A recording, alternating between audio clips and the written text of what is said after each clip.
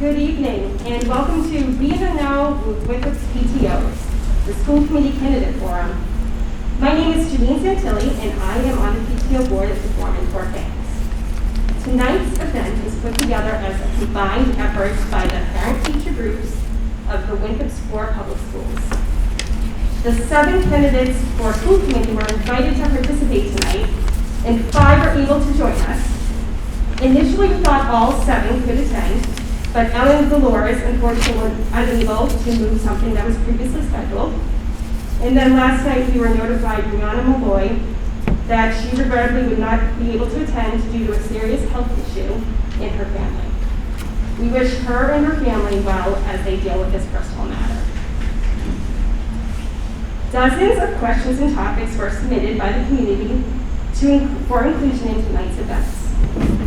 There will not be enough time to cover all of them, but we have done our best to touch upon as many topics as we can that haven't already been asked and answered by the candidates in the public forum. We will begin tonight with each candidate given a 2-minute opening statement. Following, a different member from each of the PTOs will pose a question, and each candidate will have 1 to 2 minutes to respond depending on the question. We will wrap up with a 1-minute closing statement from each candidate. An order of the questions was randomly drawn in advance of this event. Names were also pulled out of a hat just a few minutes ago to determine the order in which each candidate will answer.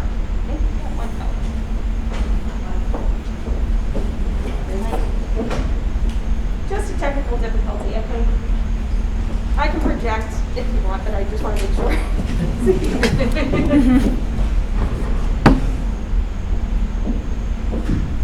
Is it back up? Yeah. Perfect. So names were drawn out of a hat just a few minutes ago to determine the order of the candidates, and we will rotate which candidate will answer the first question. Finally, we do have someone keeping time for our responses, so when there is 36 seconds remaining to wrap up your response, Rita will raise the yellow sign as a warning. If you have not finished by the allotted time, you will see the red sign signaling to stop. It's okay. Please remember that this is not a debate. It is a chance to provide your own responses to questions posed by the community. We want to thank all of the candidates for joining us, and we also want to thank WCAT for taping the event. Oh, totally fine. Should I just press it in the back? Okay. Okay. It's Halloween, that's why. And then we hope everyone finds tonight to be informative. With that, let's get started, and we're going to hand it over to Celeste Hanonen. Hopefully got that right. And to begin, well done. I did phonetics. I wrote it out phonetics. So. Very good. Hi everyone. I'm Celeste Hanonen, or as a lot of people know me, Luca, Scarlett, and Nico's mom. For those of you that haven't seen some of the information I've put out there, and I recognize it's been a lot of information. It's a lot of me lately. I'll just give a quick intro. I graduated from Winthrop High School in 1999 and then went on to study education at Boston College. After that, to my father's dismay, rather than becoming an English teacher like we had planned, I went on and received my MBA from Suffolk University. But education has always been very near and dear to my heart, and never so more now that my own children are starting this journey through the Winthrop public school system. And that's what's brought me to here to run for school committee. I want to be an advocate for our children and their education. I talk a lot about my background in business and finance. I have 15 years of experience in budgeting, financial analysis, RFPs, lease negotiations. This is what I do. I want to take those skills and use them to give back to the community, to our school system, and most of all, to help our children. I'm not an educator. I think our kids have great educators, but what I am is an advocate to make sure that we have the resources we need to make sure that our kids get the best education they can. And I'm willing to put up that fight, whatever that fight may be. I think after the pandemic, we have an opportunity to round out our curriculum, concentrate on learning loss, concentrate on getting foreign language back in the classroom, and make sure that our kids get as best an education as they can. They should be getting the same education, if not better, than the schools and communities that we compete with. And I think it's time as parents we step up and make sure that happens. Okay. Thank you. Thanks.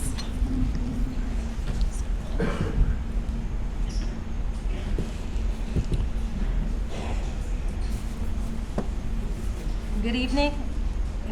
Can you hear me okay? This one?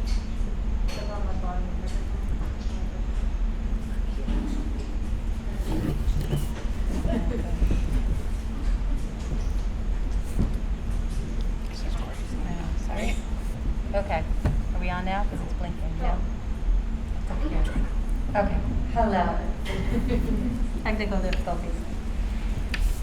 Good evening, and thank you so much for hosting this forum and giving us the opportunity to speak with you all. My name is Jen Powell, and I'm running for re-election to our school committee. It has been my privilege to serve this community, my community, for the last 4 years on the school committee, 2 of those years as vice chair. I'm also chairman of the policy committee, policy subcommittee, chair of the WTA negotiations committee, and I'm on the budget committee. This has certainly been a more challenging time than any of us could have anticipated. But through it all, I saw a school system grow stronger, and I saw a community come together and grow stronger. That is what enabled us to follow a strategy that we set 3 years ago to give our children the highest, best education possible. We've been able to stick to that strategy through the pandemic by coming together. I also run a marketing communications company in town, and I was a former journalist. In fact, I started my career covering school committees, ironically, being here now tonight serving on one. And I ended my career as a business columnist for the Boston Herald. I'm also a mom. I have 5 kids who I raised in this town. One of my children is still in high school. She's a junior, playing soccer tonight in the rain. I'm sure having fun. My strength, which I have gained through my background as a mom and as a communicator, is really in bringing people together, in hearing what they have to say, taking the time to listen and understand all of the issues that we're facing, and thoroughly doing my research so that I'm prepared to make the decisions that are in the best interest of our students. I am able to help us forge solutions so that we can move together and find the common ground that will help us move ahead.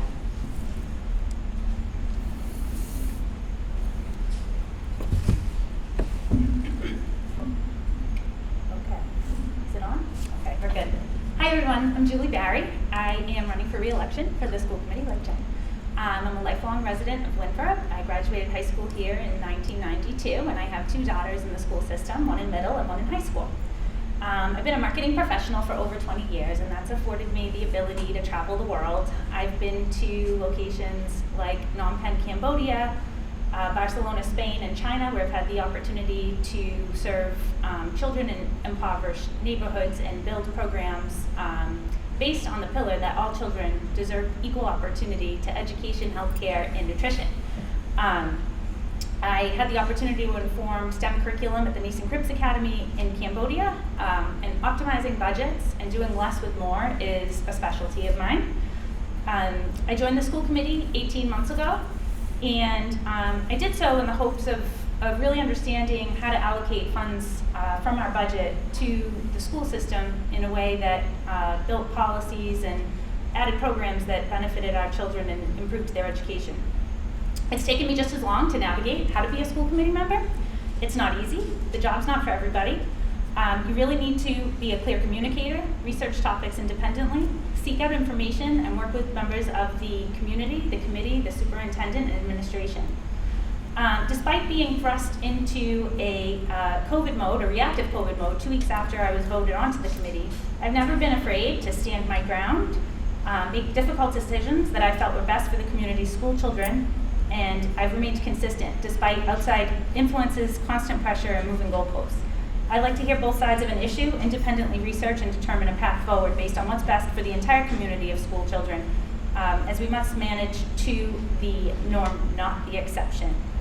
I believe it's time to put COVID behind us. We're over talking about children being resilient. We need to support children who need it through already enhanced mental and emotional health support systems, and we need to fill in the learning gaps left behind while focusing on new learnings. We really need to consider programs that have been lost, like foreign languages at the lower grade schools, and enrichment programs like band. If I'm reelected, my number one priority will always be the children of this community. Thank you. Oh, sorry. Hi, I'm Lane Petrie. I'm seeking election for school committee because first and foremost, I'm a mom. And I think that I share the sentiments of every parent when I say that I'll do anything for my child. And one thing that I think I can do is put my skills that I have as a career-long public school educator and employee to benefit the students of Winthrop Public Schools.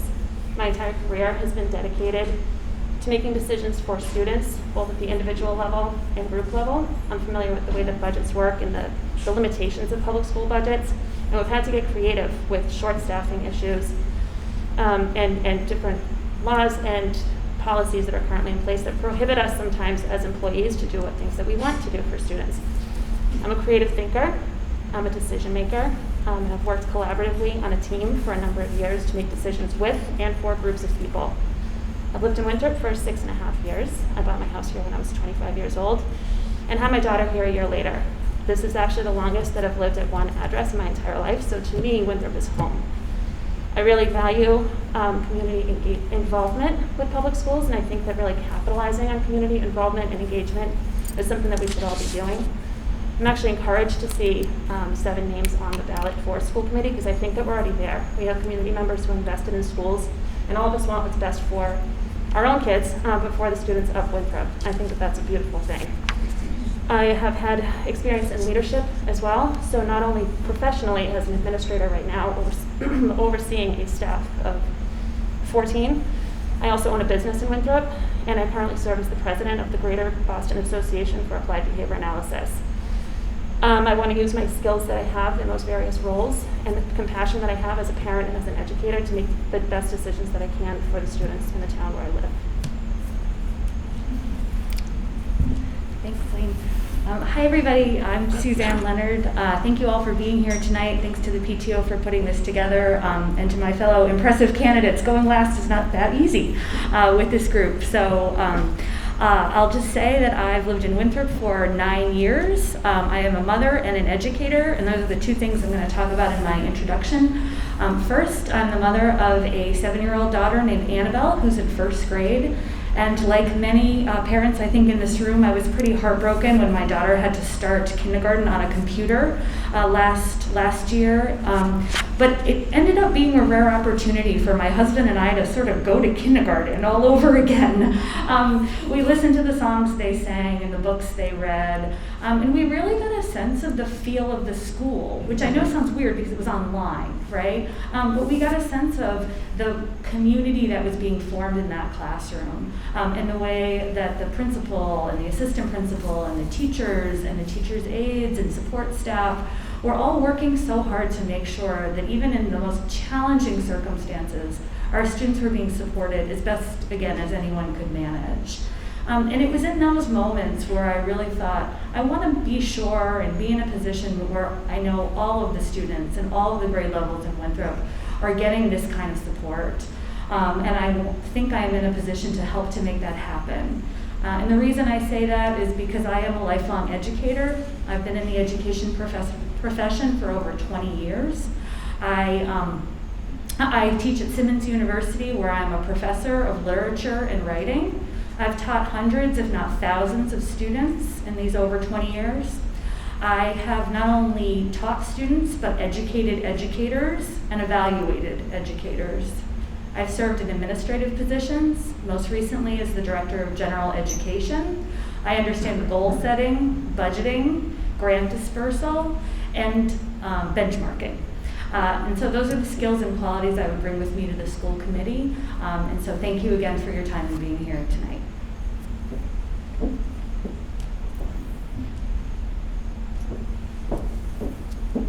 first question. Oh, it's gonna come start with me.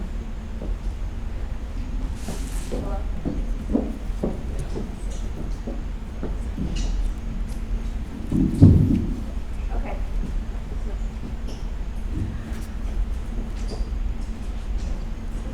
For our first question, each candidate will have 2 minutes to respond, and we will start with Celeste. Question number 1, what 3 areas do you consider to be the highest priorities when making budget decisions? Please provide a brief explanation of your rationale. So, I think this question could be interpreted a couple of ways. One is what specifically what would we prioritize in our school system, and then just in general, what do you prioritize? So first, for our school system, I think the first priority where budget and where funding would go that I would say is learning loss and social development issues from the pandemic. I think that needs to be the first thing that we're talking about when we're talking about funding anything. The more I talk to teachers and parents around town and in our community and other communities too, I think the impacts of the pandemic are still not lingering, they're here, and teachers are dealing with that all the time, and anything we can put into helping that, I think we need to do to get back on track. Second, in the Winthrop schools, I would say foreign languages. I was shocked when I found out we didn't have foreign language in middle school. Julie mentioned last night on something that she started learning French in 4th grade, and I remember too, Ms. Hazlett's class in middle school, and I just think it's terrible we don't offer that right now. And thirdly, I think that there's some additional curriculum that would enhance the kids' education that we could prioritize. I don't think we have much of wood shop type of classes that a lot of kids would benefit from. I know I learned a lot and still use some of those skills now. So I think those are the 3 things that I would prioritize in our school system. As far as budgets in general, I think it's always hard to balance a budget, and there needs to be give and take, and you either need to increase revenues or decrease other expenses. And I don't know how much wiggle room there is in the school system budget at this time, but I would prioritize looking for outside revenue sources, or working with our town council to see if we can get more funding for the things that we need.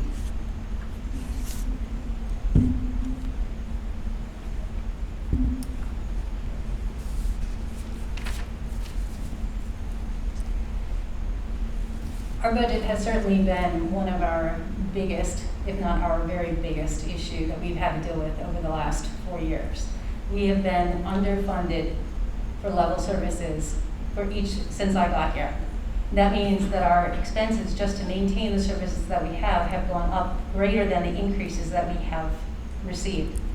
We're now at $22.8 million. A large chunk of that is to support our teachers and our staff and our ongoing operations and programs. We have been guided in our budgeting by a strategy that we developed 3 years ago after intensively interviewing teachers and surveying parents and the community. It's a strategy that defines what we want for our students, putting their academic progress, the diversity, and what we want for our staff. Every decision that we make is based on that strategy so that we are moving forward. We also have a zero-based budgeting process that we use every year, which is something that we started 3 years ago, in which we take the budget down to 0 every year, so that you're starting from scratch, so that every year you're looking at every expense that you have and evaluating whether or not it's needed. Those things are useful, and they have enabled us to maintain our high standards, but it can't continue. We are going to need to find new ways to fund the budget. We know that expenses are going to go up. This is a town that has been very supportive of its schools, and we have a town council that has been very supportive of its schools. It is going to take a lot of diligence on the part of all of us coming together, working together to find ways to move ahead. Thank you.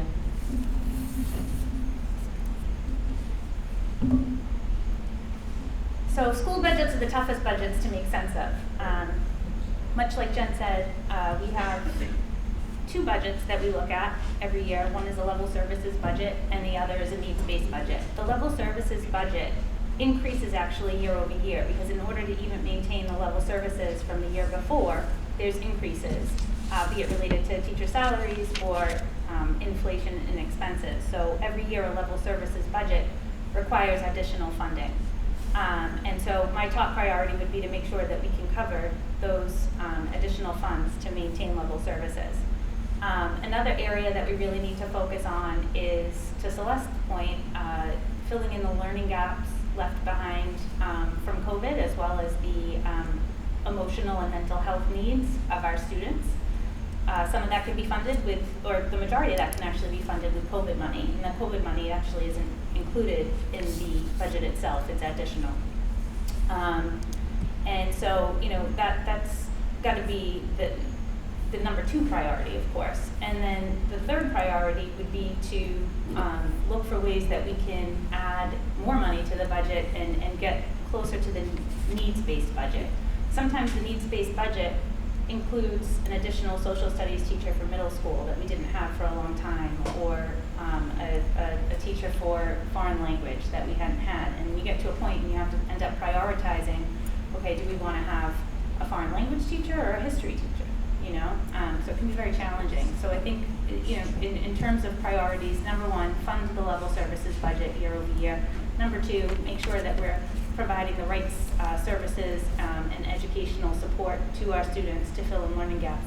And then number 3, identify those areas that we really need to fund, that we're having to prioritize and figure out what needs to come next. Sorry, That's okay. The 3 areas that I would prioritize when I'm considering budgetary decisions, 1 is who benefits. Ideally, I would like the students to benefit, and the most students as possible to benefit. That, I think, is the first concern. The second thing that I would consider to be the highest priority when making budget decisions is looking at inputs and outputs and the long-term manageability of budgeting decisions. So what are the projected future costs if we make these increases in the budget now? What is that going to look like down the road when, again, like you said, inflation is increasing and when we have to manage teacher salaries?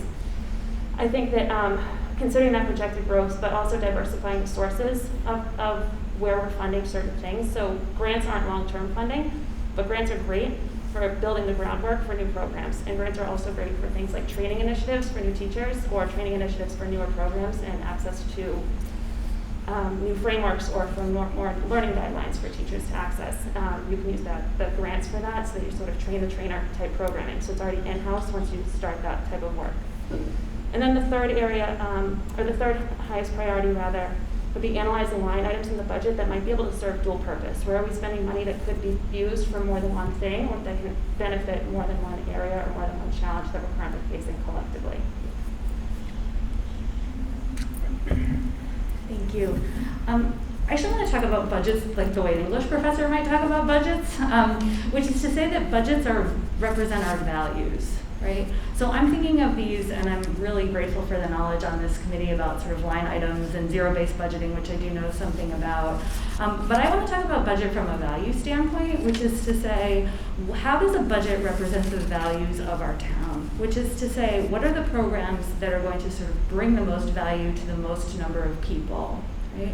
So I don't feel comfortable, or I don't feel like I'm in a position to say my top 3 priorities are X, Y, Z right now, because what I need to know is what are the priorities, to Lane's point, of our students, and what do our administrators and leadership think that the greatest needs of our community are.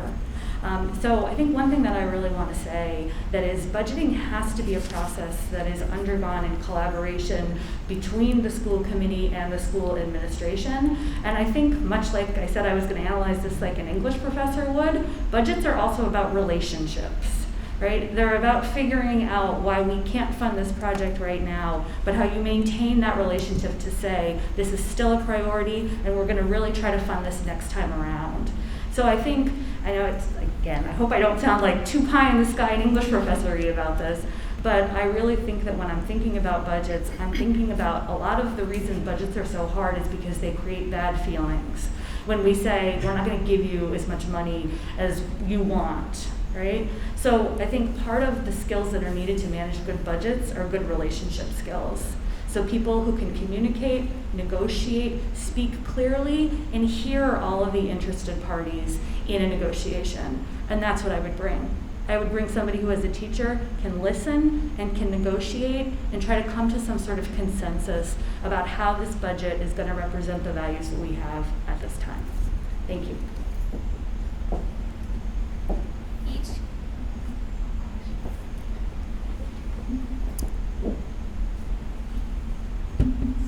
Each candidate will have 1.5 minutes to answer question number 2, and we will start with Jen.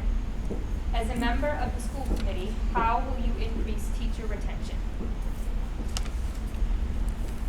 That's an interesting question. As the school committee does not have any direct impact on the teacher retention. However, our schools have actually been doing very well on teacher retention. We have not had the turnover that you might expect throughout the COVID and compared to what we're seeing in other places.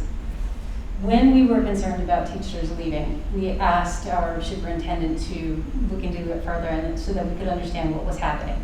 And so she developed an exit interview process when we talked to the teachers. And what we're hearing is they're not leaving because of the conditions here. They're not leaving because of money so much as they're moving.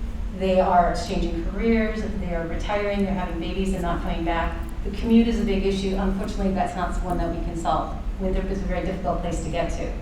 What we can do, however, is for the teachers who are here to provide a supportive environment for them, and that is something that we have been striving to do at all levels of the schools. We can provide an environment that allows them to teach and collaborate and do the job that they know that they can do to the best of their ability, and we can provide them professional development. The other thing that we've been able to do, this is a school committee issue, is to improve the funding for them to do their continuing education. That was in the last contract. We should be separated. She's taking all my answers.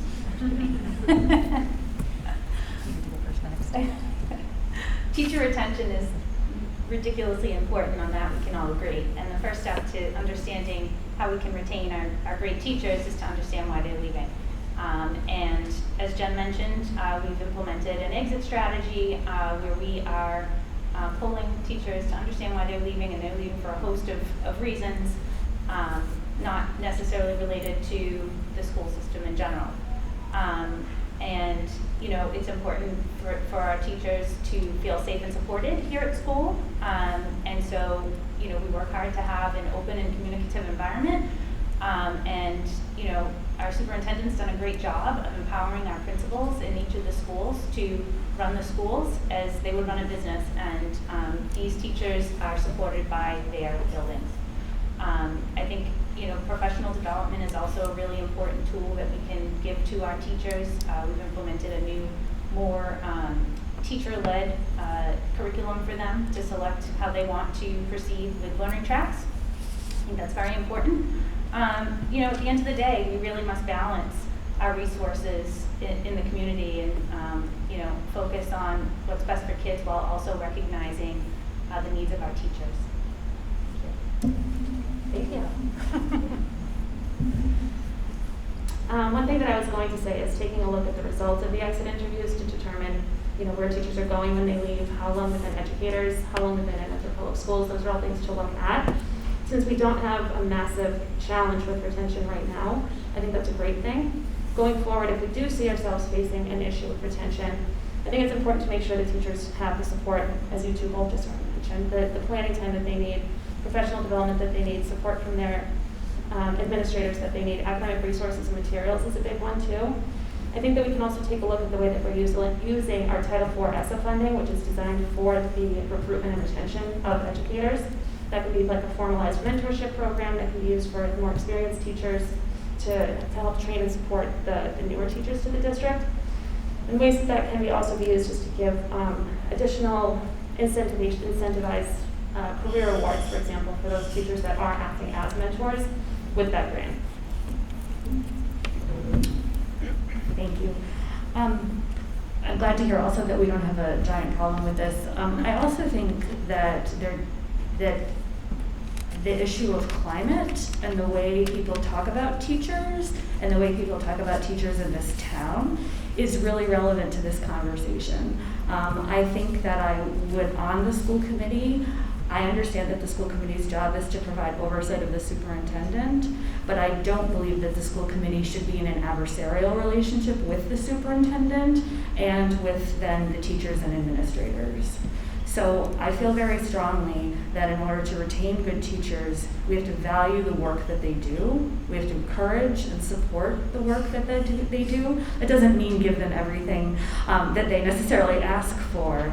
But people, in my experience, people tend to leave workplaces when they don't feel valued in those workplaces. And in some ways, that's the number one reason why people leave. And so I think it's really important that we create a climate in this town which says we value education, we value our educators, we take seriously what they do, and we treat them as professionals. And that is the attitude that I would bring with me to the school committee.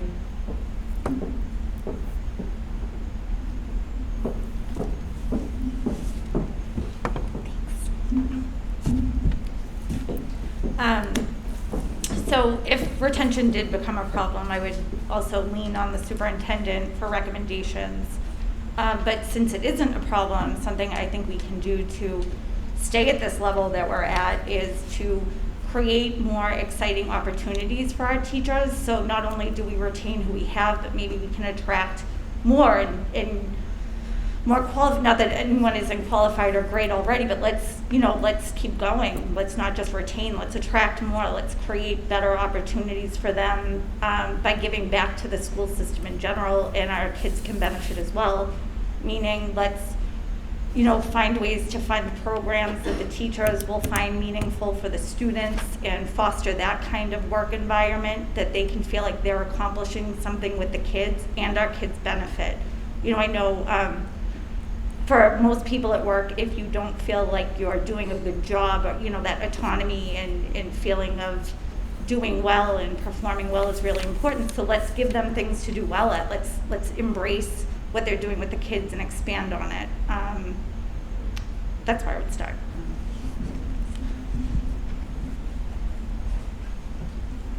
This next question, the candidates have 1 minute to answer. We'll start with Julie on this one. Do you support bringing back foreign language classes starting in middle school and offering more options in high school? If so, how would you prioritize this over curriculum requests? Thank you. Yes, I absolutely support foreign language being taught at a young age, even younger than middle school, if possible. And I also support growing the foreign language curriculum at the high school level. When I was in high school, I think we had 4 or 5 foreign languages being taught. I recognize that that is a monumental budgetary expense that we would have to figure out how to deal with, but there's other creative opportunities to bring foreign language into our schools, including the foreign exchange program that we have now. The foreign exchange program with the students that are being brought into town are bringing children from all over the world into our students' homes, and they actually come with dollars associated with them. Not that that's why we should do it, but it also exposes children to foreign languages at a younger age. But I would like to see us at least bring back a foreign language to the middle school and find ways to fund that. Thank you.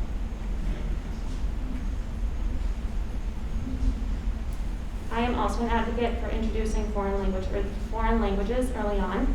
I personally took Latin when I was in 5th grade, which I recognize as a dead language, but I think that it helped expand my understanding of the English language and any other language I've been exposed to since then. Introducing foreign language early on while the brain is still more plastic is just better for language acquisition in general. That's your home language or any other foreign language that you might think of. I think that offering more options for high school is also a great idea, but I'm not quite sure how to prioritize it over other curriculum requests, because I'd have to see what the other curriculum requests would be at that time. So you've got to weigh the pros and cons and cost benefits of each option that's on the table. Thanks. I think this goes back to my answer that budgets are about values, which is to say, I think if we want to prioritize making our students global citizens, which is something I certainly would, then I think you have an argument to be made for teaching more foreign languages and teaching them earlier. I also think then you would tie that to perhaps thinking about, world history, right? So I think these are not single issue items. And again, I think what has to be articulated very clearly are what are the values, what are the goals. So believe me, I would love to see more languages in the high school. I would love to see an earlier foreign language curriculum. But what I would want is an articulation of how that priority is tied to, again, a larger overall strategic planning process for our schools.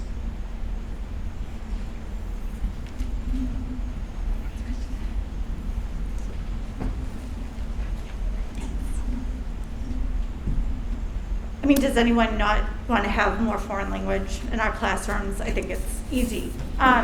But our kids, we have to make it a priority. And our kids are at a huge disadvantage against other school districts and the world around them by not having exposure to these languages. It's just putting them at a competitive disadvantage when they go to college or when they go out into the workforce.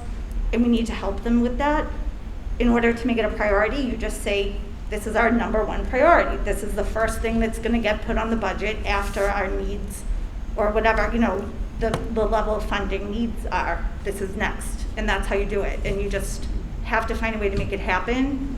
If we're not teaching our kids Spanish in 6th and 7th grade, then I think we have bigger issues than, what are our values or, what other curriculum do we need? I mean, we need to teach our middle schoolers Spanish.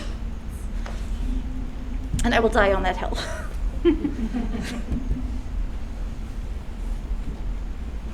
This year we have been able to add another Spanish teacher at the high school. So we're back up to 4. That was something that we were able to do with the budget because of the demand that we had from the students. In the middle school, when we lost our Spanish teacher 2 or 3 years ago, we were unable to find a suitable replacement. So instead we adopted an SEL program, social emotional learning program, that was very popular. When it came time to make a decision about whether we would continue that and go back to Spanish, we asked the parents what they wanted, and they wanted to keep the SEL program, which is what we have done to this point. It is still on the table. It is still of interest to us, to me personally, to find a Spanish teacher and find room in the budget as we can. But again, we have to balance our priorities with a limited budget. This next question, each candidate will also have 1 minute to answer. We'll start with Lane. If DESE drops their COVID guidelines and they move these decisions to individual school districts, where do you stand on vaccines and masks in schools?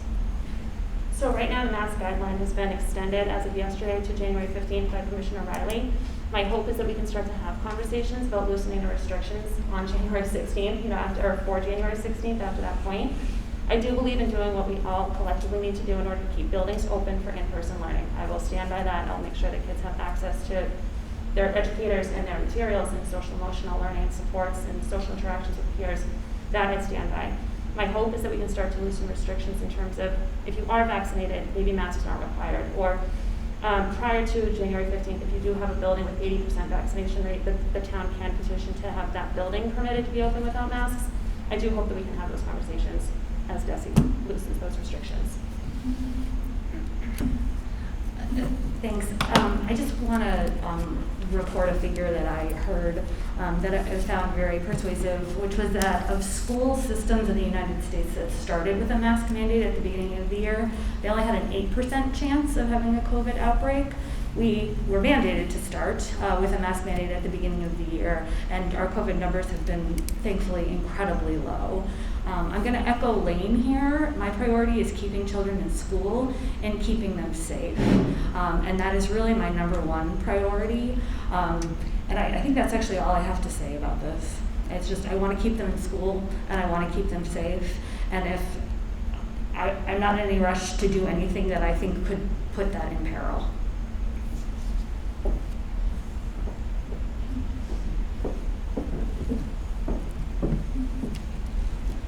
Another hill for me to die on. I would not be comfortable voting on a vaccine mandate.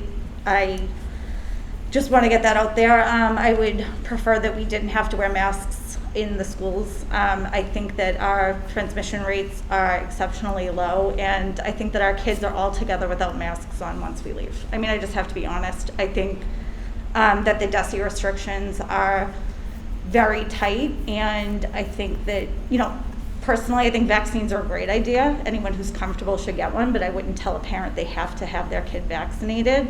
And if, at some point, DESE doesn't start lifting restrictions and letting things go back to a more normal circumstance, I think we should start pushing back on them a little bit. I know that probably just lost me some votes, and that's fine. It's how I feel, and I would stand by that.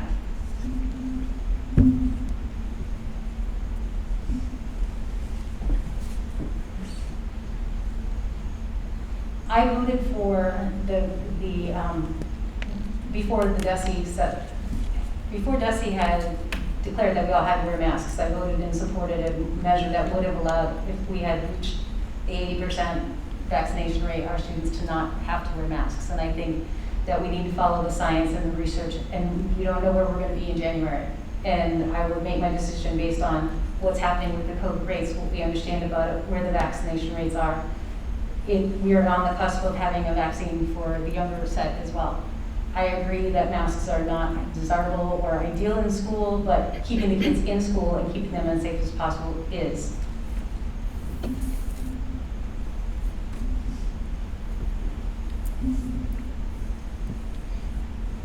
This is really hard to answer in 1 minute.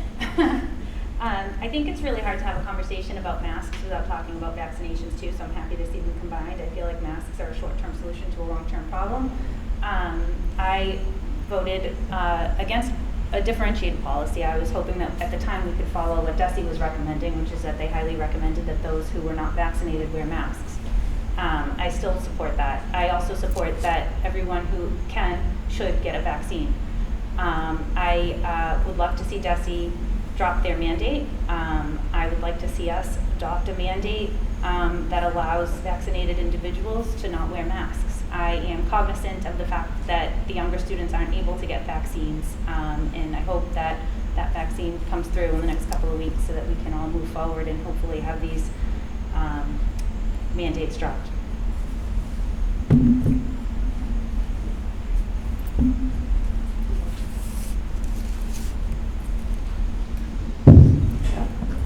The fifth question is a 2-minute question as well. We're going to start with Suzanne.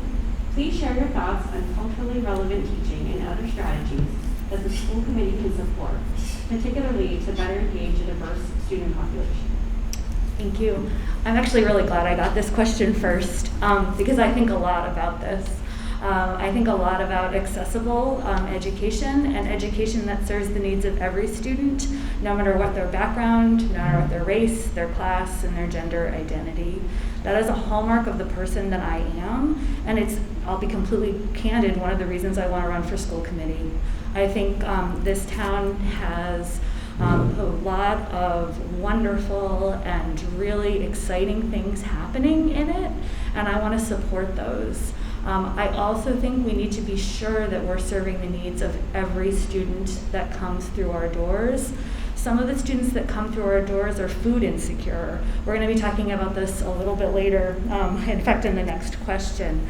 I think that recognizing that students are not all the same and don't all come from the same backgrounds is really important for a public school system, which is going to be serving the entire town, right? And the kids of our entire town. So culturally responsive curriculum is really important to me. It is a value that I hold in my professional life. It's a value that I hold in my personal life. And I really want to be sure that every kid, just like I was saying at the beginning of my introduction, I want to be sure that every kid that comes through the doors of the Winthrop School feels valued, no matter what their background, again, no matter where they come from, no matter what they look like.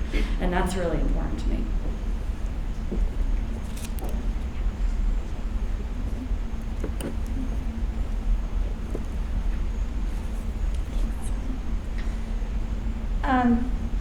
It's obviously important, I think, in town, around the corner from where I live, we had an incident over the summer, and it was terrible, and our kids should be aware of the world around them.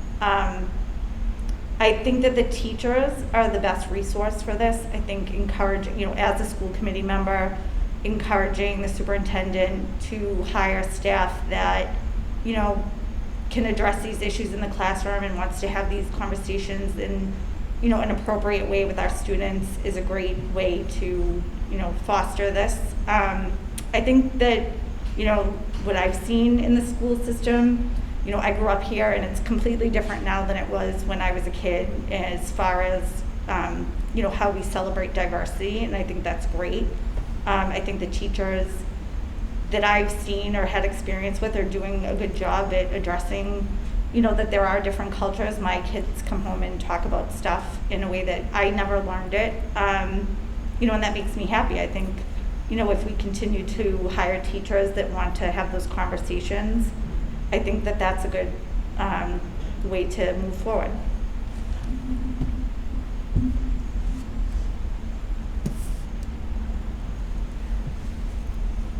As a school system and at each of our schools, we need to provide an environment that makes all of our children feel welcome, and that they have a place here, and that we will meet them where they are and help them to learn and achieve to their greatest potential. One of the things that we do now to foster that is an inspection, a visual inspection. When the principals go around to the rooms, they have a checklist, and they're looking at the walls, and they're looking at the displays, and they're looking at what the kids see to make sure that our schools reflect our students and that they reflect our world. We're currently going through our curriculum. This is something that we do on a regular basis to ensure that we have a diverse number of authors and a diverse number of subjects in the books, so that the books represent all of our students, and so that they can see themselves in what they're reading. And this is not just the books, but this is also the curriculum and the materials. In addition, we've been working with our teachers. That's on the surface, but on a deeper level, we have been offering professional development for our teachers around diversity issues. In fact, we have another one coming up that is going to be a day-long program that we have joined with 5 other districts to do. These are very important opportunities to help promote and foster the diversity and be aware of what we need, the curriculum, and what we need to bring to our students.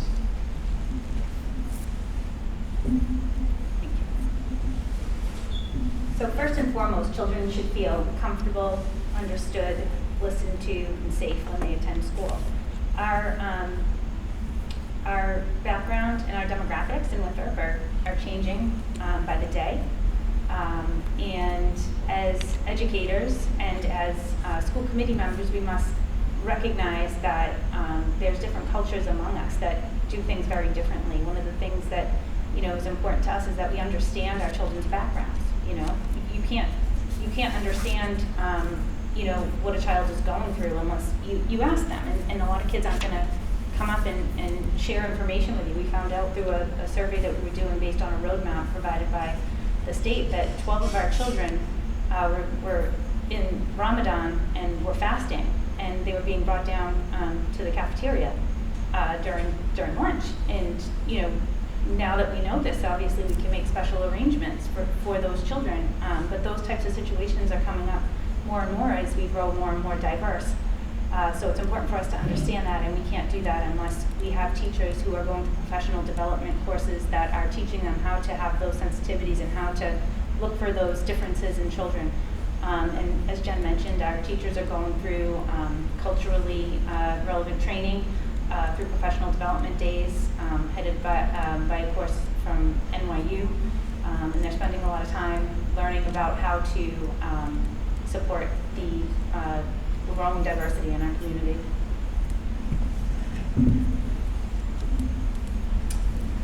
Clinically, I'm a board-certified behavior analyst, and in my field, we focus a lot on social significance. I want to know why I'm teaching someone the way what I'm teaching them. It doesn't have to mean anything to me. It has to be valuable to them, to their family, and how they access the world around them. I think that training our teachers to have the kinds of conversations that they need to have to create good citizens in our students is important. We have to talk about various cultures. how, why, and what different cultures celebrate or do not celebrate. I think all of that is important. I think that with our increasingly diverse community that we live in, leveraging community members and community groups is going to be really an important part of that, so that they can help guide those conversations and lead some of that training for their own children, their students, their cultures, so that we're all more aware and sensitive to different cultures and the diversity that we do have in our town.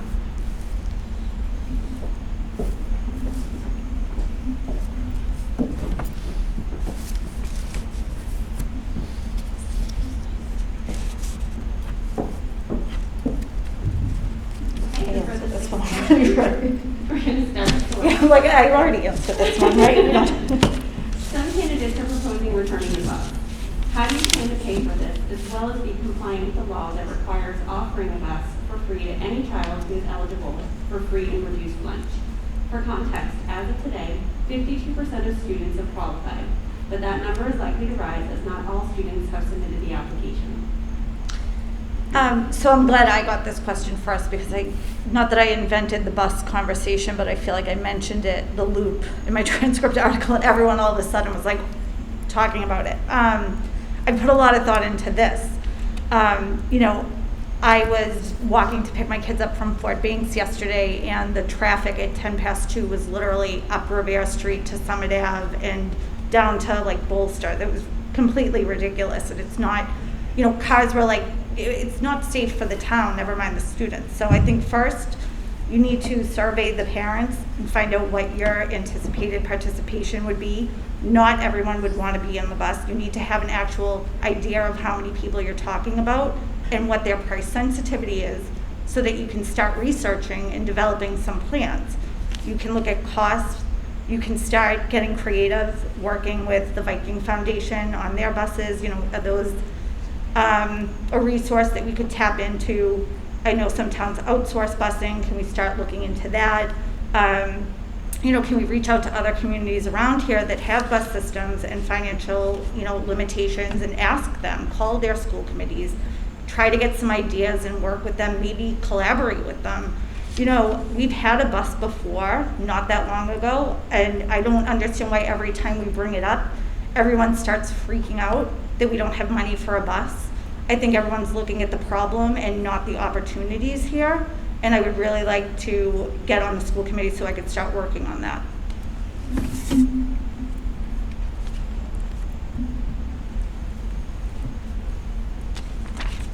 I would love to have a bus again in this town. I know that was something that was very popular for a lot of parents, and it was a huge convenience.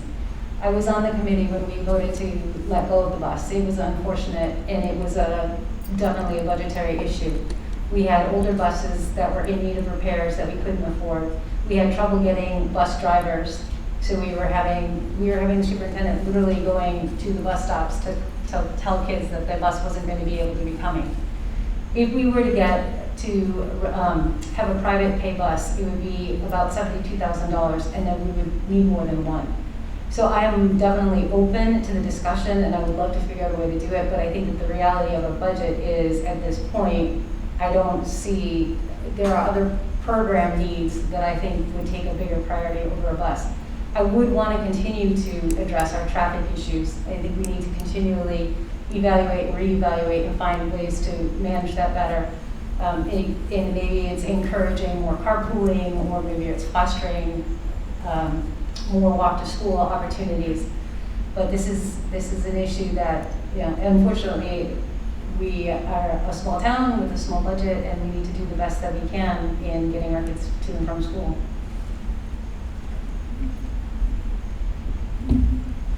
So I'm not really sure how I feel about the bus. I'm caught somewhere in between. It's an expensive endeavor, and I'm not sure we can pay for it, to it would be really great to have one. So I'm somewhere in the middle here. I certainly understand the need. I live around the corner from the Fort Banks. I ran out of gas in the loop once, so that was really humiliating. I understand the need. To Jen's point, preliminary research has indicated that it would be about $72,000 for one bus, and we cannot charge students, as you know, who are receiving free or reduced lunches. we already, and if students are 2 miles away from a school, we have to provide transportation. And I think we do that for 17 students now. You know, we do need to provide not just one bus, but we need one for the Cummings school. And then if you want to talk about equitable opportunities for all children in town, now we need to talk about maybe having another bus for the middle school and the high school, which, you know, you don't have to, but if we want to remain fair and equitable, we should. So it gets rather complicated very quickly. That being said, I would like to explore some more creative opportunities to limit traffic, be that maybe organized carpooling. You know, the other thing we're doing is we're working with a third-party security and safety company to come in and analyze our hotspots near the school and potentially leverage them for crossing guards, which would, you know, help with the safety of having children walk to school or bike to school or scooter, what have you. You know, I think it's definitely a conversation we should continue having for sure, and explore all creative opportunities as they, you know, as we can get.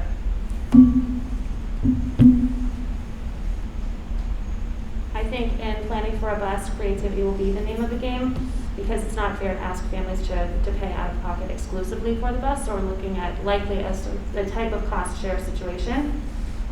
We could look at what fees could look like, gauging interest from families of who will and will not access the bus. But I do think having a bus available in a perfect world would increase equitability and accessibility for kids to get access to school. Getting kids to school, especially multiple kids to multiple schools, can be a burden on families that have to work, families that have to get, you know, from point A to point B, and managing the traffic in addition to different start times, or sometimes the same start times if you're talking about kindergarten and Cummings school. It can be a challenge. I think that considering the environmental impact that having a bus or multiple buses could have in Winthrop because of all of the road traffic and pollution, I think we could consider what grants might be available to sort of minimize the environmental impact that we currently have with the amount of drop-offs that we have. But I do think that, you know, increasing equitability and accessibility is paramount. So, in reducing traffic. Other things that we could do is look at more universal before school programs, or staggering school start times just to make getting to school easier and to reduce the number of cars that are on the road at the same time. I'm both grateful and sad that I get to be last on this one, because some really great stuff has already been said, as well as some, I think, super important background for us. Just a few data points. One is, as I understand it, there were plans in place to open up another access road to the Gorman-Fort Banks, and those plans stalled. And it's for some political reasons, I believe, and I don't really know all the ins and outs of this, but this is something that really smart people have been thinking about, and there are at least one other option for some places to drop off. The reason I feel bad going last is because I was going to propose some of the other solutions or mitigation measures that some of my fellow candidates have proposed, like staggered times of drop-off, crosswalks, making that walk to school, and again, I'm thinking specifically the Gorman-Fort Banks, because I think this is where the real kind of pain point is.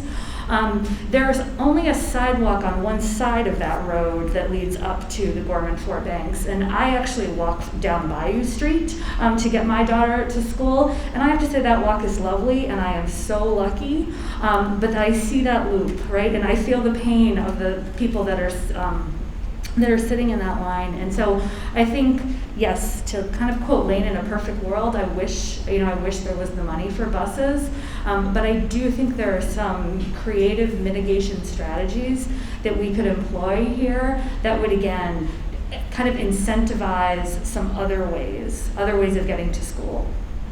Thank you.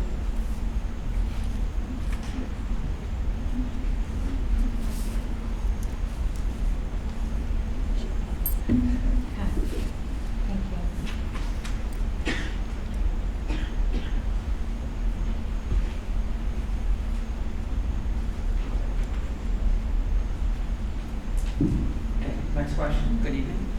We've experienced firsthand and received feedback that the school committee website isn't great, and the school committee members often aren't responsive to their town email addresses. In what ways could the school committee increase engagement and input from more residents with important upcoming school committee decisions? And you have 1 minute for this question. This is a very good question for someone who's in communications, since this is one of the most important things to me, and I love to hear from people. And I personally respond to anybody who has written directly to me personally and reached out, and I've been able to meet with a number of parents. I don't always respond when it's to the entire group. That's because there are appropriate ways to do that. However, I do think that we have had one of the benefits of COVID, and I don't even want to call it a benefit, but we have been able to have parents be more involved. We had a lot of comments and a lot of people coming to the meetings, which was enabled through the Zoom, and I think that that was excellent. I really was pleased to see that kind of engagement, and I would hope to see more of that. I think that it's great when people come to the committee meetings and weigh in on the issues, and I think that that's very important. I think that our website definitely needs work. It has come a long way compared to where it was, but that is an ongoing, complicated issue. I was just actually having a conversation about how do we improve communications and how do we continue to have a system, community-wide plan so that everybody's on the same page.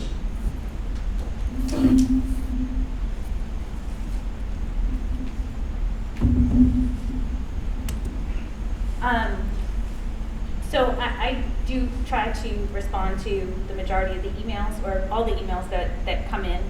To Jen's point, some are, we have to respond directly because of open meeting violation laws and that sort of thing. I really do try to make it a point to respond to everybody who writes in. But to Jen's point also, the Zoom meetings were good for one thing, and that was certainly community involvement. It's hard when you're in person to make the time to, come down in person, find a parking spot, walk in. I think I would be open to having these meetings be Zoom again so that the community can participate. It's just so much easier to get the community involvement when they can dial in from home. I would seek feedback from community members about what about the website right now isn't working well. I know personally when I've tried to go in to look for meeting minutes or recordings, they're kind of out of date, that it's not easy to locate them, so that which probably should be updated and could be updated. But I would seek input from the community about what about the communication or what about the website is not working, so we know what to fix. I also think seeking preferences regarding the dissemination of information and a preferred method of contact is also really important. Not everybody's on email or social media or whatever, so finding the best way to reach the most number of people is really important. I think that publicizing the schedule of meetings as well as any agenda items ahead of time so people who are interested in attending have that ability to do so. Thanks. Here I'm probably not going to be very differentiated from the rest of the folks sitting up here. I felt like Zoom was like the great democratizer of town politics. I listened to more town council meetings than ever before, and certainly more school committee meetings than ever before, thanks to that. So I think for issues of access, and again, I don't know all the technology issues that would be involved, but it would be great, I think, if every meeting were always available on Zoom as it was happening. And I think it's an issue of access, really, for me. And again, thinking about parents who, can't necessarily get a babysitter to come to a school committee meeting. So that's thing number one. And something that I've brought up in previous communications is the posting of agendas earlier. And I understand that sometimes there are last minute things that show up on an agenda, absolutely. But I think if community members were given just some advance notice, like here are the topics we plan to cover in a timely fashion, it would be so helpful for community engagement. Okay, I'll stop there.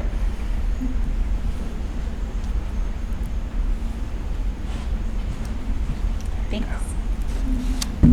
So I feel the frustration because I sent a lot of emails last year and I didn't get a lot of responses from school committee members who didn't agree with what I was asking for, which was to get our kids back in school earlier, which is disappointing. And it's disappointing because the school committee members are elected positions, and I'm not just a parent, but I'm a voter. And what I would say to any of the parents or community members that don't feel like they're getting responses is use your vote. If you don't feel like a committee member is listening or responding to you or listening to your concerns and addressing them, use your vote. That's why we're here tonight, to let you know what we stand for. And if we get up there, if you elect me and I don't stand up for what I tell you I'm going to stand up for, don't vote for me next time. Sorry, that was a really negative way to end it. I don't mean to say don't vote for me. I'm just saying, you know, we're elected officials in this position, and we have a responsibility to our voters to listen and communicate with them. Thank you. Next question. Next question is 2 minutes as well, or 2 minutes rather. If elected, how would you deal with personal preferences and biases when engaging in a committee decision-making process? What will be your process for evaluating your choices? It's an interesting question. I'm not sure I 100% understand it, but I'll do my best. You know, I guess I could use the example of being on the school committee and having to vote as to whether or not children should go back to school. While there were, you know, multiple points of view as to the safety or lack thereof, you know, I really tried to look at the overall big picture to see how, you know, children were faring outside of school, and not the minority of the children, but the majority. So I try to think about what's best for the overall community and the population of children who would fit the norm versus the exception, because that's what we have to do in the public school system. We also have to take a real long look at equity. I mean, that's the most important thing about public school, and that's, you know, something I really believe in. You know, all children deserve equal access to education, and that entails all the materials that they need to be properly educated. So, I mean, I guess to answer a fairly confusing question fairly easily, I would say that the number one most important thing I look at when making a decision is ensuring that every child has equal access to education.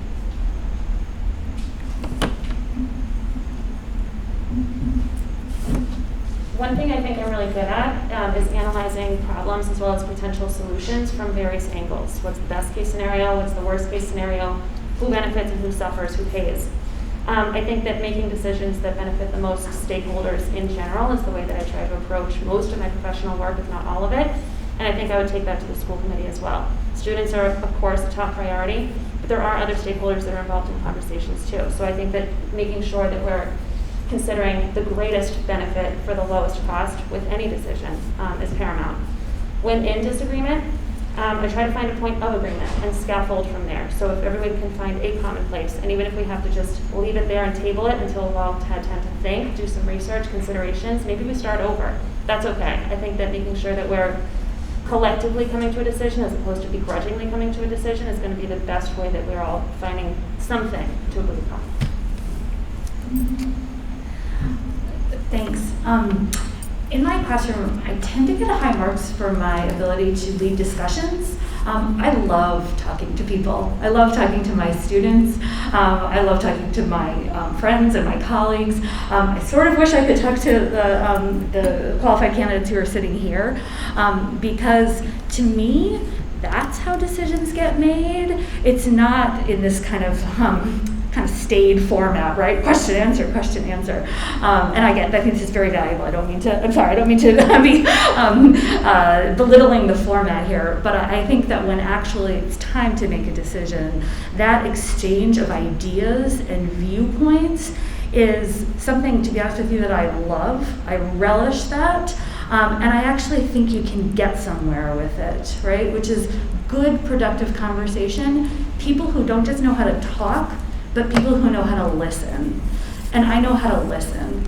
And that is something that I would bring to the school committee if I were elected. Listening to my fellow school committee members, of course, listening to parents, listening to the educators, and listening to the students.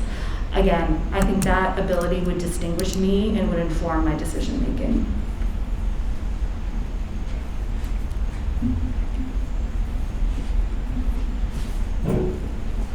Thank you. I think this is a great question. I think with the school committee and the town council as well, you know, there's a lot of personal biases and things that go on that a lot of the community might not be aware of. And I think the first two things that I would bring to any committee meeting is honesty and transparency and putting everything out there so everyone understands what we're dealing with when we're going through the decision-making process.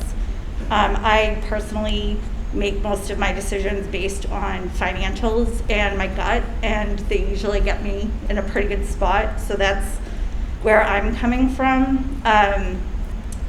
You know, I know we all have to be fair and listen and engage with everybody, but I just think at some point, you know, what's the bottom line?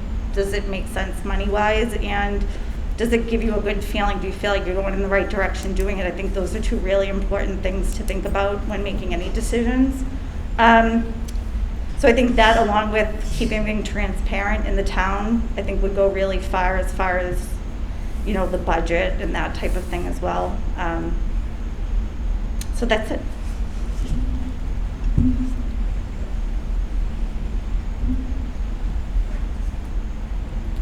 For me, what's important when I'm approaching a decision is to understand all aspects of it and what's really going on. I want to understand not just the what, but the why behind it. When I talk to people about their positions and what's going on, I want to understand what is important to them and what are they looking for underlying. And this is a way to find that common ground and to see if there are solutions that can meet the needs that everybody is facing that would be maybe not what's on the table. Maybe there's another way to do it. It's being creative and being innovative with that approach. As far as biases, I think that we need to be realistic with ourselves about where we're coming from and why and what's behind it. And continuing to have those open discussions and really taking the time to spend and have debates and ask questions not only of the people that were debated but around it and who's going to be affected and how. It's a lot of deep exploration and a lot of deep research that's needed for all of these issues because they are intense and there are different ways that we can approach them, and I think that we need to be open to exploring those other ways of approaching things.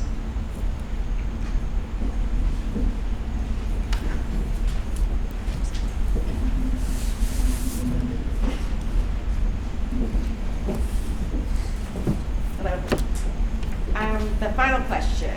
While our schools do a great job on many levels for students with special needs, we still find we need to outplace students to other schools at the town's expense because the school system is not equipped to meet their needs, whether behavioral, mental, or social emotional. What do you think the district should do, if anything, to prevent that outplacement and even possibly bring some students back into the district? You have 2 minutes each. Great. I'm a believer in keeping students in the least restrictive environment as possible. I mean, it's the law, but I'm also a firm believer in doing what we need to do in order to make sure that happens. I also recognize that we need to give students what they need, and being in an inclusion, gen ed, or a special education classroom is not always the right placement for every student, so I'm not arguing that. I do believe that some students who are out of district, that's the level of support that they need, and I'm fully on board with that.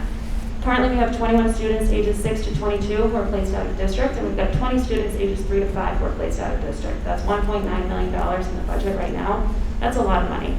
For the students or the 21 students that are ages 6 to 22, it's an average of 1.2 something students per grade. So I don't necessarily know if we can build the programming for them because it's not necessarily a full class. You have a 48-month age gap, so we're looking at about 5 students per classroom that we would need to build, and that's assuming that they have the same level of need. However, for the students that are ages 3 to 5, 20 students looks like 3 well-built special education classrooms, and I think that we have the capacity to do that. I don't know if those kids are out of district this year because of COVID restrictions, because we didn't have the staffing to build these special education programs, but I do think that it's possible.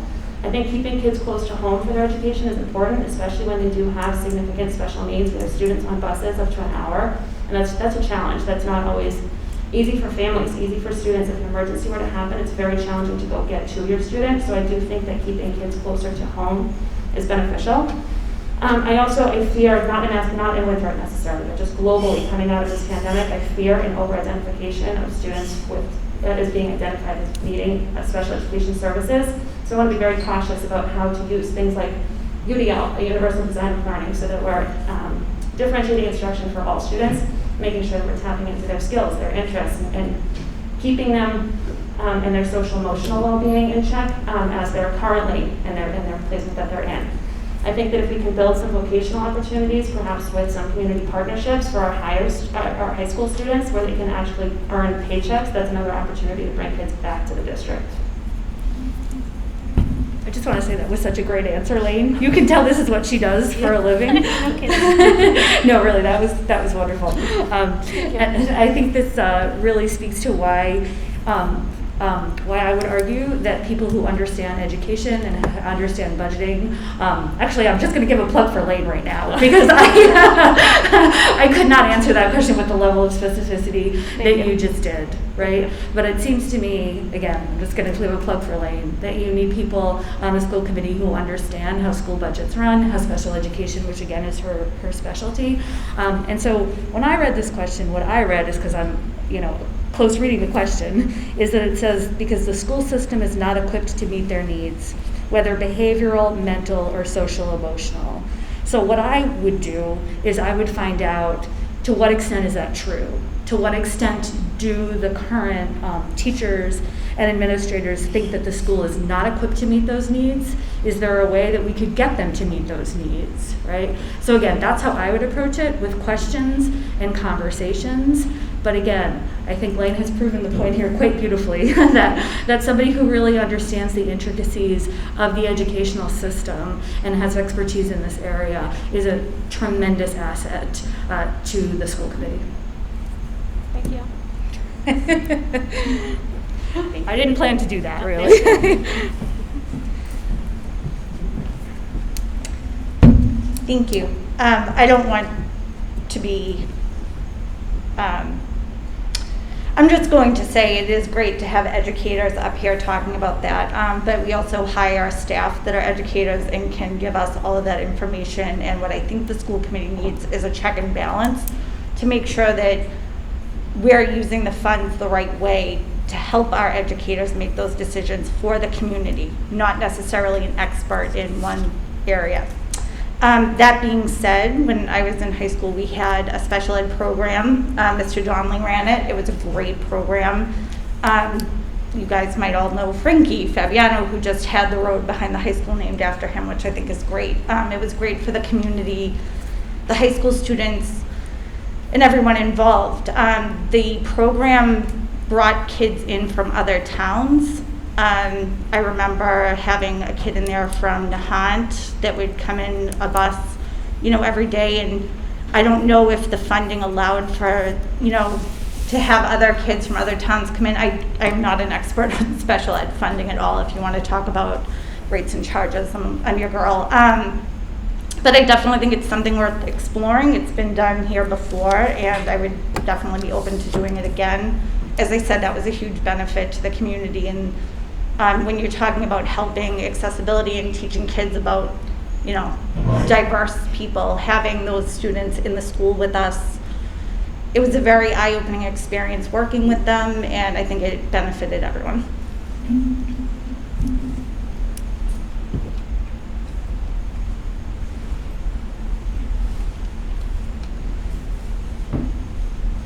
We definitely need to be diligent about our special education programs and what we are doing. And this is something that we have actually done a great deal of work on. Our superintendent reported last night that we have 16 students that are in out of district placements currently.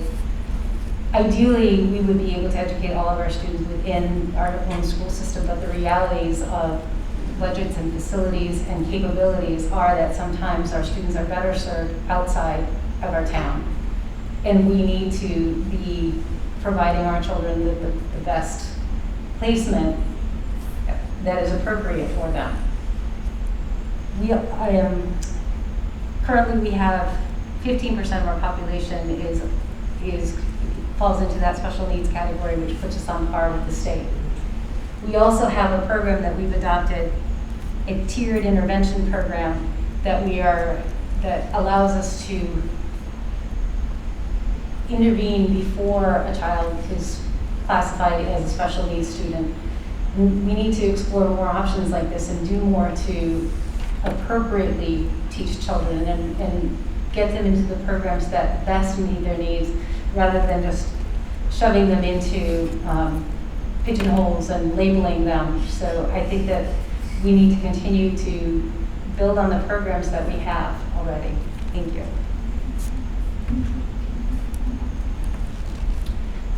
Yeah, this is a really tough question for me. Lane has obviously answered it very well. You know, as a parent and a member of the school committee, I can try the best I can to understand concerns of families with children with special needs, and I'm willing to listen and facilitate anything that I possibly can on behalf of, you know, children and families that may need extra services. I am certainly in favor of keeping as many children in the district as possible, but do understand that sometimes the needs outweigh what we can do here, be it because of the last few years with COVID and what our challenges were with resources, or simply they just need things that we don't have and we haven't had. So I really don't know enough to say why it's that way, but I'm certainly ready, willing, and able to listen and understand and dig in to see, you know, what it is that we've not been able to provide that requires children to go elsewhere. So, like I said, well, ready, willing, and able to roll up my sleeves, dig in, and get some more information on this. Thank you.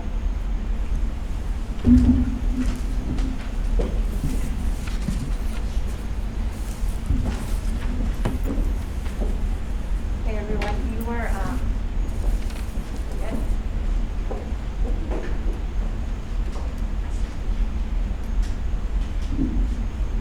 Can you hear me?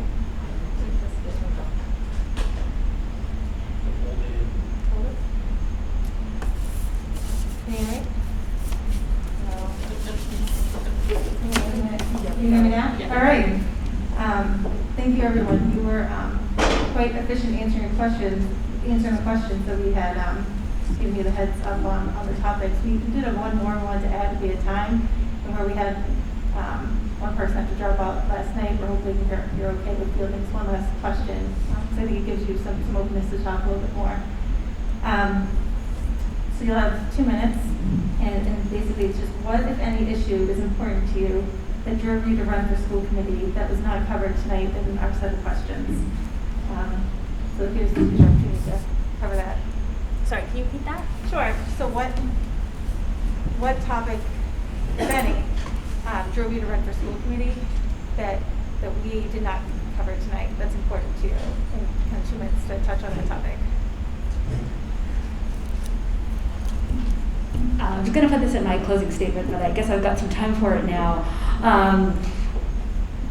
We face a global climate crisis, and I don't mean to be flip about that, right? We face a global climate crisis, and our schools and our children are going to be ones who literally will inherit this earth. And so something we haven't talked about tonight is the roles that schools might play in helping children to think about sustainable futures. And I've had some conversations with Wendy Miller-Page, who I know everybody's really mad at because of the garbage bills that just came out.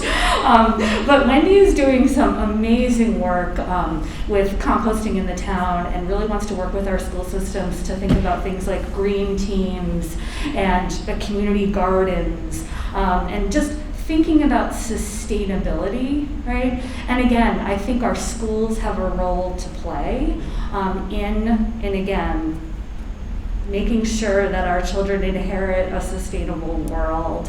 And something I was also going to talk about in my closing statement is the importance of schools to educate citizens, right? Educate citizens that are going to work toward a just and equitable future. And for me, and again, I have been talking about values this evening, and I think I've kind of worn my heart on my sleeve in some ways about what mine are. I hope that resonates with you. But I've tried to be really transparent about those ideas. So again, I think, oh my God, I sound like Whitney Houston. Our children are our future, but they really are. And so I want to talk about the big issues that our world faces, right? I know masks face us a lot right now, but the big issues that this world faces are so much bigger than whether children wear masks to school or not. And that's why I want to be on the school committee. It's to help, again, help make a better world and help make our children ready to make that better world.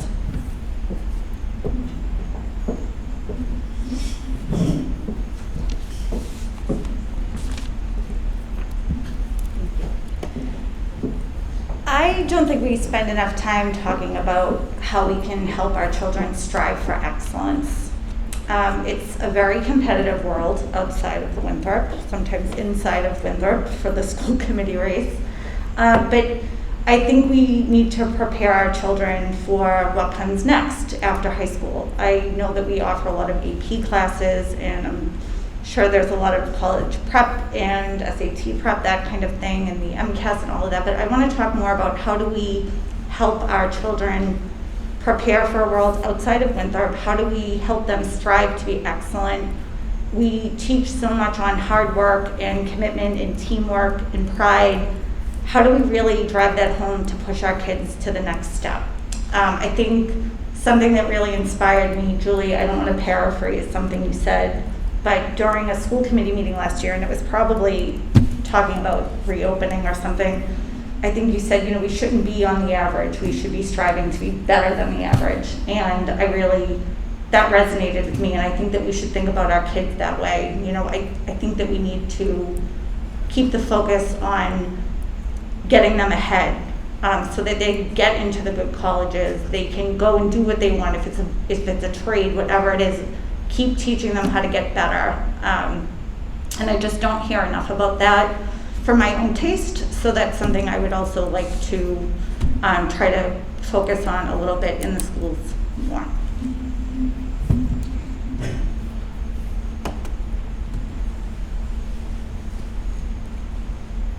When I ran 4 years ago, it was because I was passionate about our schools and what their potential was and what they could do. And I saw opportunities to do even better, to do more to bring in the community, and I appreciate what you're saying about striving for excellence, because I absolutely agree that that is an important priority.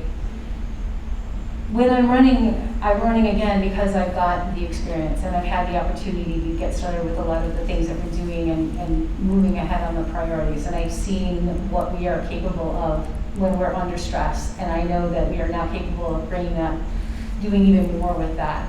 With the advances that we've made in technology and understanding the new ways that we've approached teaching, all of those things are things that we're going to carry forward with us into the next few years. And I am excited about the potential and the opportunity if we take advantage of it, which is why, and I do see a lot of signs of that.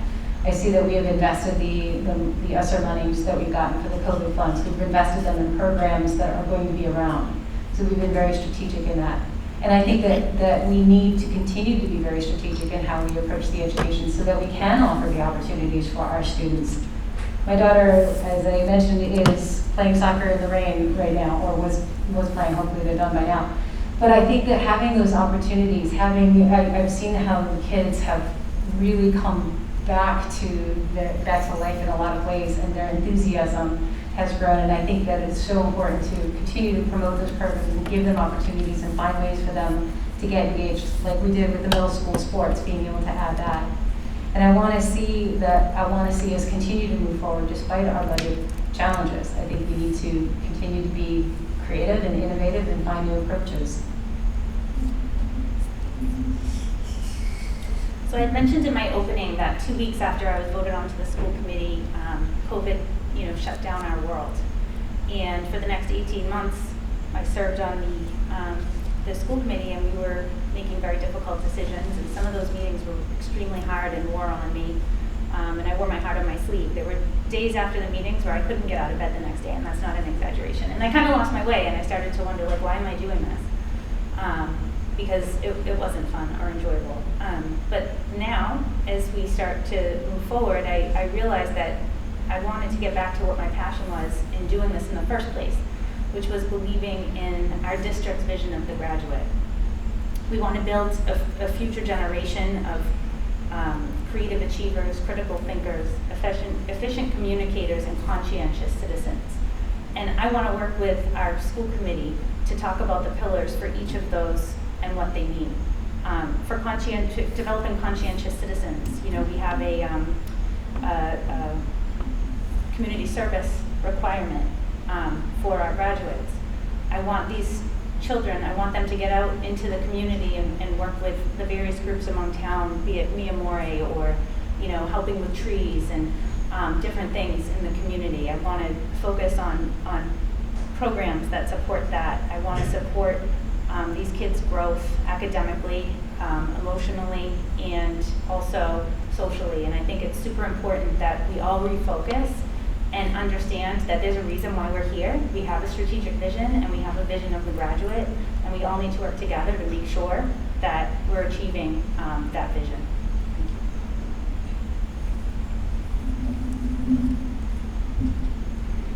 When I was 25 and all of my friends were still living in Lower Alston and in Oak Square and Brighton, that's when I decided to move to Winthrop because I loved the community feeling here, and I still do. I think leveraging community involvement with public education in general is something that I'm a firm believer in, and I would love to continue to push for. I think that we can get creative with granting students access to trades and professional fields that they might not otherwise have access to within the confines of the school, whether that be through formal educational programs or, you know, clubs, or even just partnerships that are offering some sort of volunteer or vocational training experiences. I did mention the vocational programming for special education, which I think would be wonderful, but I think all students could benefit from that. Not every student wants to go to the VOC, where they might gain exposure to fields of trade that they might want to work in professionally, but if they can have exposure here, as informal or formal as that might look like, I think that would be great. Especially because physical space for increasing opportunities for shop classes and stuff like that is going to be a challenge in our high school. I think that accessibility for students and families, looking like user fees, that can be a challenge. AP exam fees, that can be a challenge. Those things can all be prohibitive, and I think that looking at how we're addressing that as a public school district for all of our students is important. I also want to think about the potential to partner with the state dual enrollment program, or to partner with state universities through the state's dual enrollment program for students. It would allow them access to get high school credits as well as college credits without having to pay the AP exam fees. They could get credits at the same time with a passing grade. I think just finding ways to make opportunities for success for our students across the board from all ends both ends of the spectrum and all in between is what I'm trying to say, I think is the most important.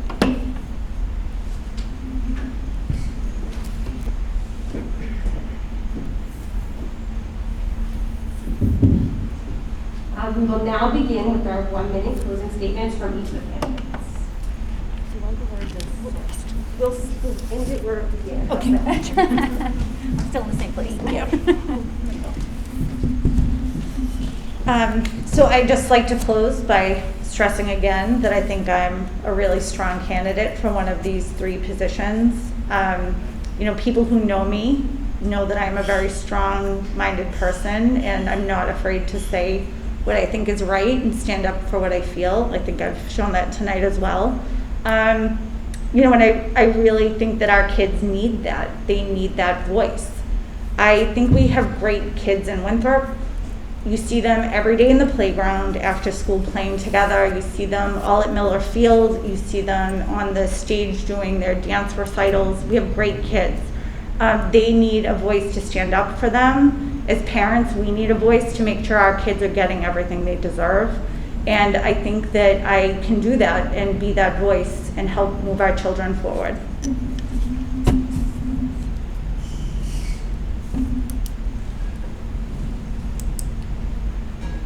There are a lot of really good issues raised here tonight, and it is so great to hear, to have so much involvement and to see people coming out and being interested in what the schools are doing, because at the end of the day, the most important thing that our community can do is to provide an education for our students that prepares them for their future and gives them a good experience meanwhile. On the school committee, we make a lot of big picture decisions. We talk about a lot about numbers. We look at reports about grades and how they're doing. But I always keep in mind that behind every decision we make, there is a child and there is a parent. There's a kindergartner getting ready to go to school. There's a high schooler who is going to be struggling to get out of bed at 7:35. There's a middle schooler who maybe is developing a lifelong habit of running. It is focusing on those children and those parents that will guide my decision making going forward. I'm asking for your vote tonight so that we can continue to do what we started. So first I'd like to thank you all for having me here tonight, and I'd also like to thank our fellow candidates here. You guys are all pretty remarkable and inspire me to do better, so thank you. And a very special thank you to the PTO, of course. It's been my honor to serve this community for the last 18 months, and I do hope you'll choose to re-elect me for 4 more years. It would be an absolute honor for me to do that. I'll always put the well-being of our children in this community first. I will always be approachable and open to new ideas and suggestions, and I will always listen. And I will also work very hard to be communicative, work across with the school committee members and administrators and principals, and of course our superintendent. So thank you all for your time and for your consideration.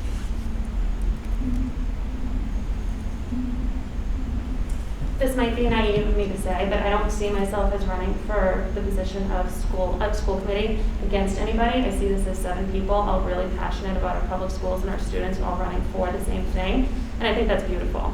I'm seeking election because I really would like to use the skills that I have and the experience that I have to make decisions for the students in the community in which I live.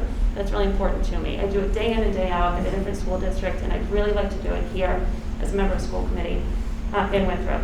I'm a collaborative problem solver, and I think that we can all work together to really just benefit the way that our public schools are functioning to best serve our students. Thanks, and I'll echo Julie's really eloquent thank you to everybody. So I just want to give you a sense of what you would get if you were to elect me to school committee. One is a bird's eye view of the educational landscape in this country, both from the perspective of K-12 and also higher education. You will get somebody who is equipped to deal with the here and now challenges of things we've talked about this evening, things like transportation, foreign language, special education, but you will also get somebody who's thinking in broader ways, what I would hope would be seemingly somewhat visionary ways about the future of our children, about the future of our schools, and about the future of our town. So I promise to think about the minutia, I promise to think about the budget, I promise to think about the line items of the budget, but I also promise to think about the values and what are the values that our children are going to grow up with and how our school system's helping to impart those values. And again, I'll echo what I said before, to sort of create students who are going to be citizens in creating a just and sustainable world. Thank you. Okay. Well, thank you to all of our candidates for your time and your thoughtful answers this evening. And we hope those that are watching found this to be as insightful as we did in preparing to head to the polls on Tuesday. Best of luck to you all, and have a great night. Thank you.